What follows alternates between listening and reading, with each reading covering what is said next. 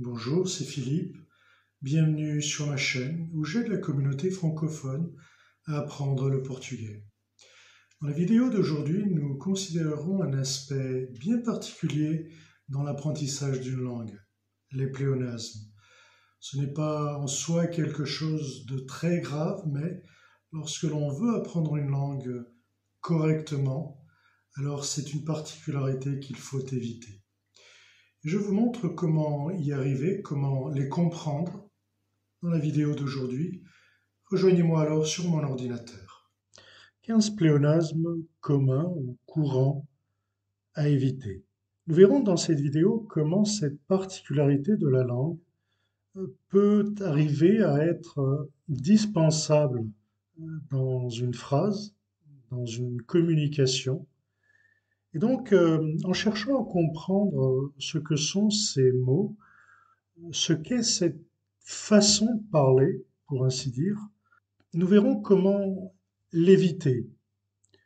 Alors voyons dans la langue portugaise quels sont, il y en a bien évidemment beaucoup plus, d'ailleurs tout comme en français, mais voyons tout du moins 15 pléonasmes.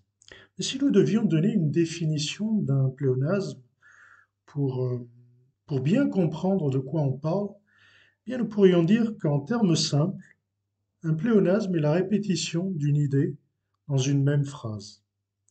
Il s'agit d'une figure de style qui peut être utilisée également par des écrivains pour souligner une idée, pour la rehausser, la rendant de cette façon plus expressive. Néanmoins, le pléonasme peut être utilisé aussi dans notre façon de parler au quotidien, peut-être d'une façon non intentionnelle, mais de façon erronée. Et cela, bien évidemment, sans que l'on s'en aperçoive. Et lorsque on fait cela, on parle alors de tautologie. Donc c'est dans ce contexte que nous parlerons des pléonasmes.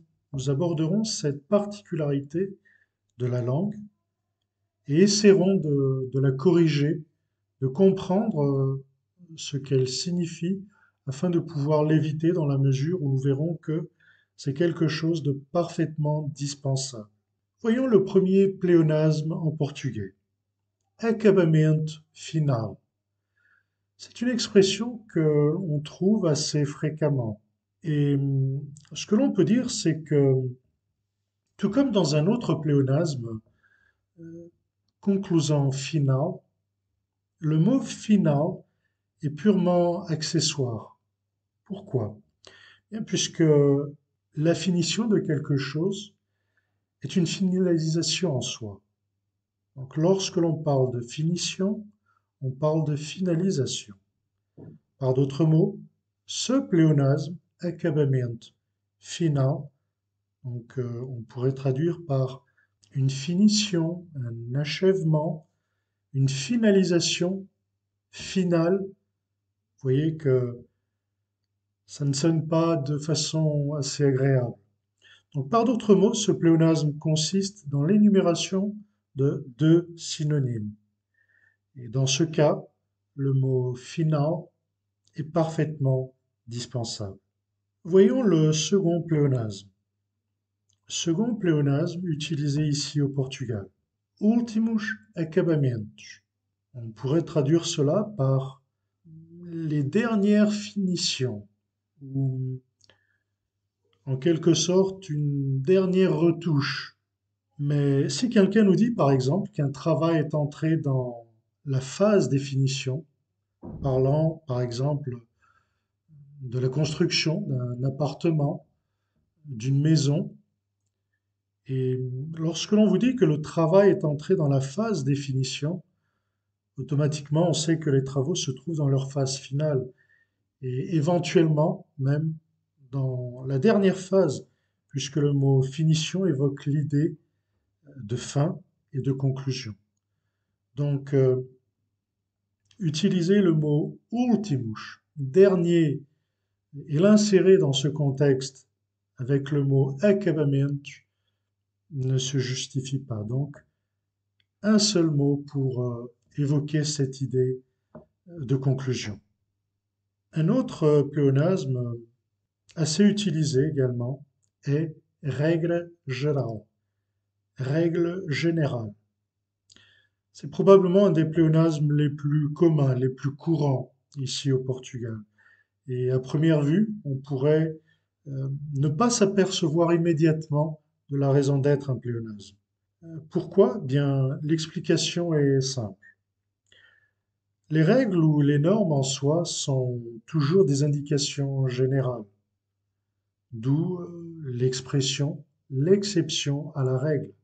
Donc on fait nettement la séparation entre règles, entre normes, entre règlement et exception.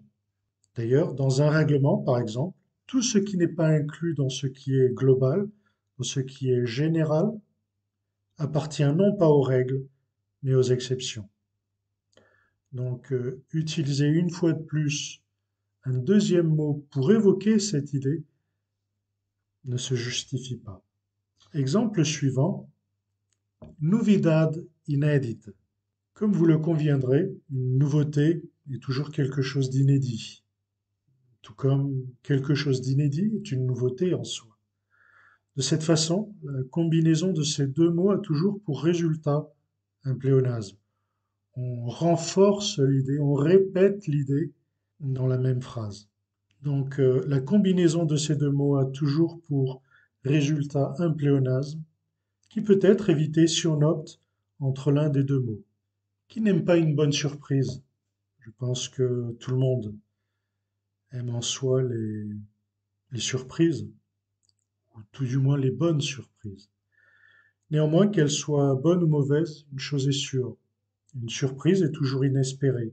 Et dans le cas contraire, ce n'est pas une surprise. Donc, on ne parle plus d'une surprise, mais quelque chose que l'on sait éventuellement à l'avance. Donc, une surprise est toujours inespérée. De cette façon, lorsqu'on prépare une surprise pour quelqu'un, il ne faut pas oublier que pour qu'il s'agisse vraiment d'une surprise, elle doit être inespérée, imprévue et bien sûr surprenante. Donc, soit on utilise le mot surpresa, surprise, soit on se concentre sur le mot inesperada, inespéré. Dans le cas contraire, on est en présence d'un pléonasme. Un autre assez intéressant est, est un pléonasme que l'on entend assez fréquemment ici au Portugal. Pequenos detalhes, petits détails. Pourquoi? Bien parce que lorsqu'on parle de détails, on fait bien évidemment allusion à de petites choses, des spécificités. Donc l'utilisation de l'adjectif pequenos, petit, dans cette expression est absolument dispensable. Par exemple, lorsque on parle d'un contrat, et il y a toujours des petites lettres au bas d'un contrat, on peut parler éventuellement de spécificité, de petits détails.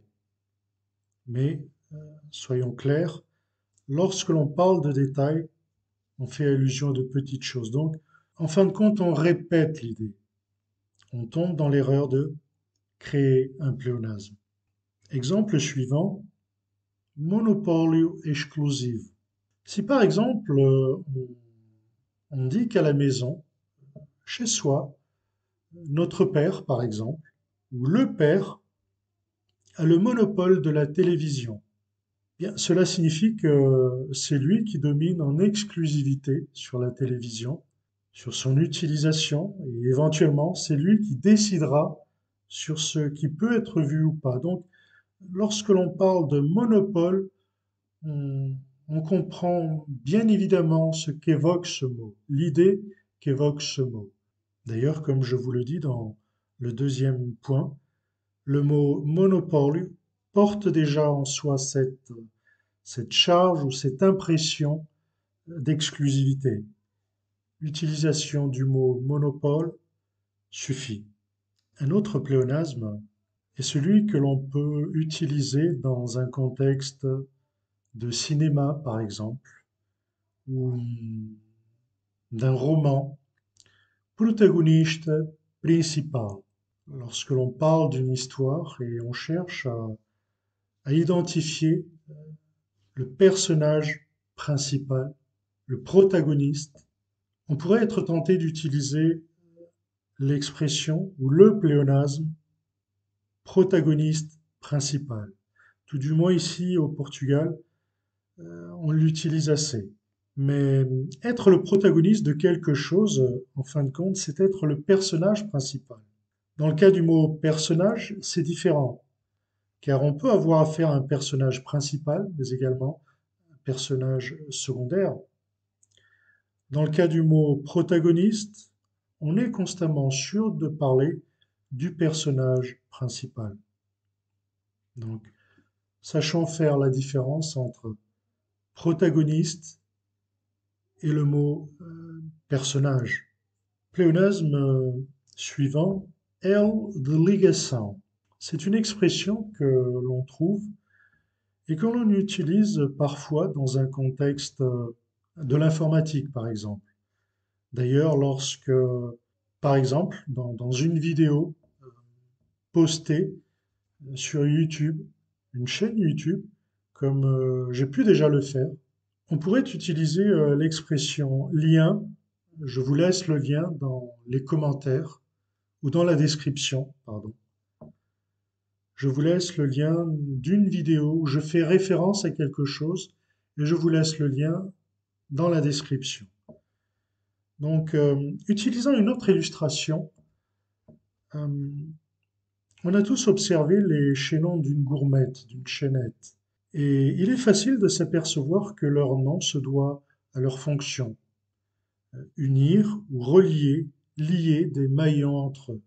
Ainsi, si on dit par exemple que le lien, donc quelque chose qui peut lier ou unir deux frères, bien évidemment, c'est le sang. Et lorsque l'on dit cela, bien c'est suffisant pour comprendre qu'on fait allusion à leur union, évitant de cette façon le pléonasme. Donc il n'y a pas besoin, après le mot L, lien, de rajouter l'expression de ligação. Les deux, cependant, créent un pléonasme. Un autre assez intéressant, un autre pléonasme utilisé au quotidien est le suivant: baseado em factos reais, basé sur des faits réels. Et en fait, tout ce qui est un fait ou factuel veut dire que c'est vrai. C'est arrivé ou c'est réel. Ce n'est pas fictif, non. C'est un fait. C'est vrai, c'est arrivé. C'est c'est réel, c'est prouvé. De cette façon, toutes les fois qu'on voit un film qui dit être basé sur des faits réels ou véridiques, on utilise un pléonasme. Parce qu'en fin de compte, il n'existe pas de faux faits ou de faits irréels. Tout fait cité est véridique. Donc l'utilisation d'un autre mot pour répéter l'idée est en soi un pléonasme. Bien évidemment, je pense que je ne pouvais pas manquer de citer ces deux pléonasmes, descer para baixo, descendre en bas, et subir para cima, monter en haut. Et en fin de compte, le verbe nous dit tout, puisqu'il est impossible de descendre vers le haut, ce qui veut dire que le complément para baixo est à éviter. Donc, lorsque l'on veut dire descer, descendre, il n'y a pas besoin de rajouter l'expression para baixo, puisque bien évidemment, personne ne descend vers le haut. Donc, il en va de même pour le verbe subir, monter. Personne ne monte vers le bas, bien évidemment, c'est toujours vers le haut. De même, donc, on ne peut monter que vers le haut. Donc, tout simplement, on est en la présence d'un pléonasme si on ajoute l'expression para cima.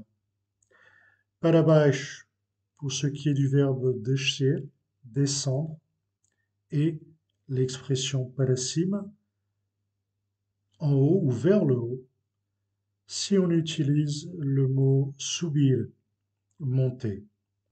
Un autre semblable en termes d'impact au précédent, entrar para dentro, ou bien sair para fora.